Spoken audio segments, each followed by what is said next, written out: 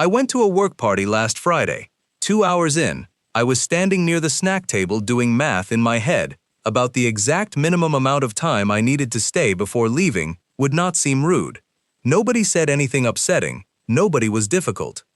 I just felt this creeping, specific exhaustion, like something in my head was quietly running out of battery, 1 bar at a time, and by hour 2 I was down to about 1%.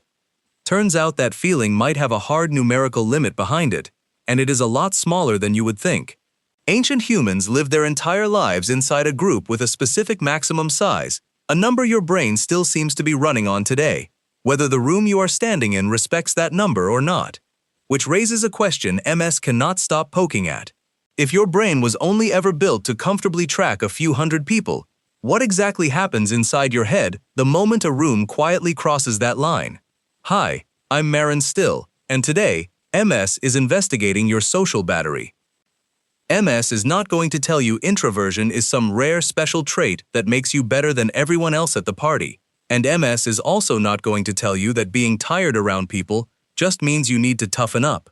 MS is going to walk you through the actual number an anthropologist calculated, the brain science behind it, and by the end of this, that first-hour exhaustion at parties is going to make a lot more sense. Let's start with the number itself. In the early 1990s, a British anthropologist named Robin Dunbar, working at the University of Oxford, noticed something interesting while studying primates.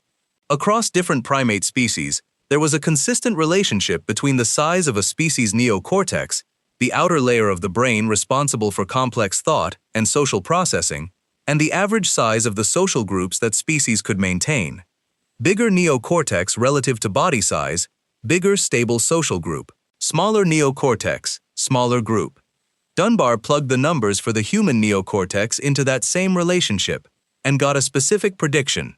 Based purely on human brain size, the model suggested humans should be able to maintain stable, meaningful social relationships with roughly 150 people at a time. Not names you vaguely recognize, actual relationships, where you know who someone is, roughly how they fit into your life, and how you fit into theirs. Here is the part that made this more than just a math exercise. Dunbar then went looking for that number in the real world, and it kept showing up. Historical hunter-gatherer groups, when researchers estimated typical community sizes, tended to cluster around a similar range.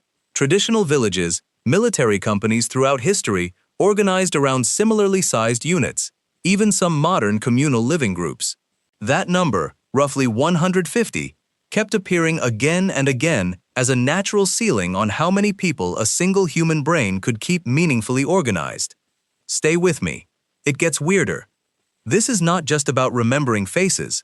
Your brain can technically recognize thousands of faces without much trouble. What Dunbar's number describes is something much more demanding: the ability to hold an actual social map in your head. Who is friendly with whom?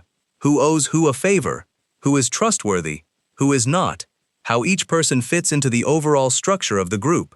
That kind of tracking takes serious cognitive resources, and there appears to be a hard ceiling on how much of it any human brain can comfortably juggle at once before the system starts straining. So think about what a large modern gathering actually asks of your brain.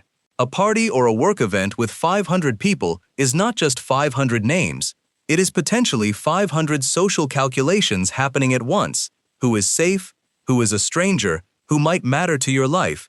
And who is just noise, layered on top of the basic social processing your brain is already doing constantly, just to have a normal conversation. For most of human history, that scenario simply did not exist. Your ancestors never had to process a room of 500 people, because a group that size was not how humans lived. Which brings us to whichever ancient human first stumbled into unfamiliar, crowded territory.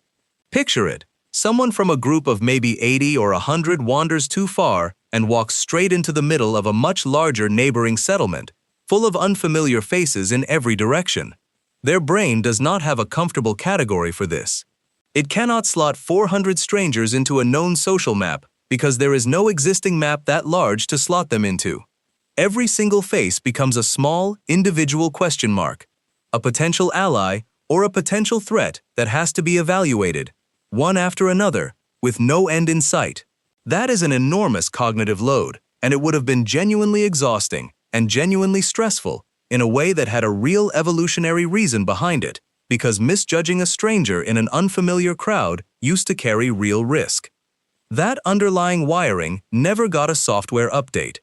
Modern life regularly puts you in rooms that blow straight past the number your brain evolved to comfortably handle, and your brain responds the same way it always has, by working overtime trying to socially process everyone around you, whether or not any of them will ever matter to your life again. The battery-draining feeling at hour 2 of a big party is not weakness, and it is not some personality flaw. It is your ancient social processing system quietly running at full capacity, doing the exact job it was built for, just in a room several times larger than it was ever designed to handle. So the next time you feel that specific kind of tired after a big event, the kind sleep alone does not quite fix, remember what your brain has actually been doing all night. It was not being antisocial.